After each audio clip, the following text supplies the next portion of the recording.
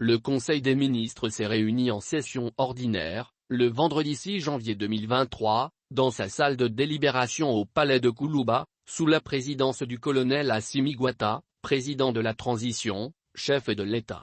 Après examen des points inscrits à l'ordre du jour, le Conseil a adopté des projets de texte et entendu des communications. Au chapitre des mesures législatives et réglementaires 1. Sur le rapport du ministre de la refondation de l'État, chargé des relations avec les institutions, le Conseil des ministres a adopté un projet de décret instituant la Journée nationale de la souveraineté retrouvée. Le président de la transition, chef de l'État a décidé, lors de la session du Conseil des ministres du 30 novembre 2022, d'instituer la Journée nationale de la souveraineté retrouvée, en souvenir de la grande mobilisation contre les sanctions illégales, illégitimes et inhumaines de la CEDEAO et de l'UMOA. En réaction aux sanctions économiques, financières et diplomatiques ainsi imposées, notamment la fermeture des frontières entre le Mali et les pays membres de la CEDEAO, le gel des actifs du Mali au sein de la CEDEAO, la suspension des transactions commerciales, la rupture des aides financières et le rappel des ambassadeurs, le gouvernement a annoncé le principe de mesures de réciprocité.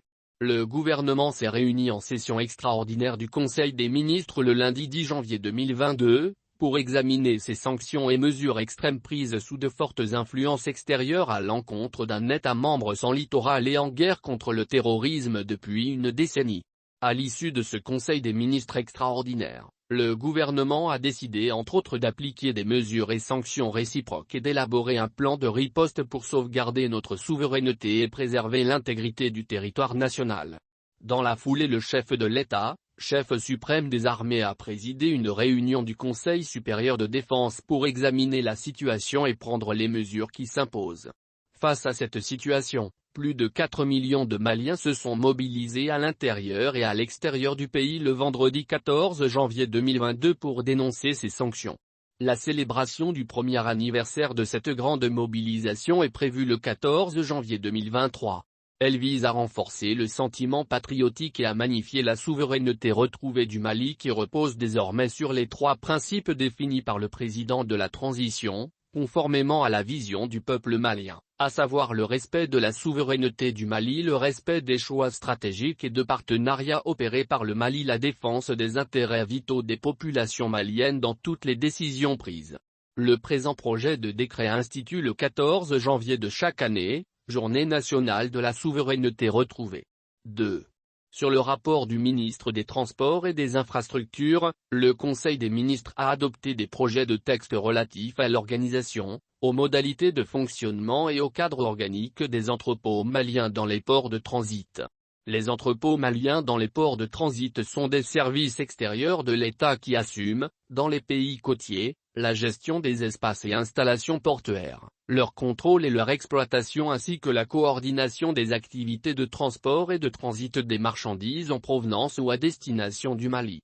Actuellement, le Mali dispose de 7 entrepôts dans les pays de transit, à savoir les entrepôts maliens en Côte d'Ivoire, Massy, les entrepôts maliens au Sénégal, Maz, les entrepôts maliens en Guinée, Magui, les entrepôts maliens en Mauritanie, Mamo, les entrepôts maliens au Ghana, Maga, les entrepôts maliens au Togo, Mato, les entrepôts maliens au Bénin, Mab. Les entrepôts maliens dans les ports de transit sont confrontés à des difficultés dans leur fonctionnement qu'il convient de corriger.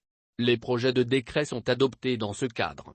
Ils apportent les innovations suivantes: l'insertion de la mission de suivi de la mise en œuvre des accords et conventions sur la facilitation des transports et transit, la création du poste de délégué du contrôle financier, la précision des attributions des structures internes des entrepôts, la prise en charge de la mission d'assistance aux chargeurs et autres opérateurs économiques, la modulation des cadres organiques en fonction du volume d'activité des entrepôts.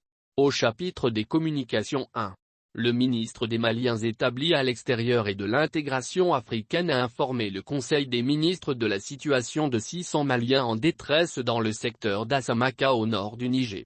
Conformément à sa vocation d'assistance et de protection de nos compatriotes à l'extérieur, le gouvernement, à travers le ministère en charge des Maliens établis à l'extérieur, a envoyé un fonds de subsistance, pour la prise en charge des besoins urgents de nos compatriotes en nourriture et en médicaments pour une période de 20 jours. Le gouvernement s'engage à les rapatrier au Mali dès que les conditions le permettront. 2. Le ministre de la Santé et du Développement social a informé le Conseil des ministres de l'évolution de la maladie à coronavirus marquée par une augmentation du nombre de cas testés positifs par rapport à la semaine précédente.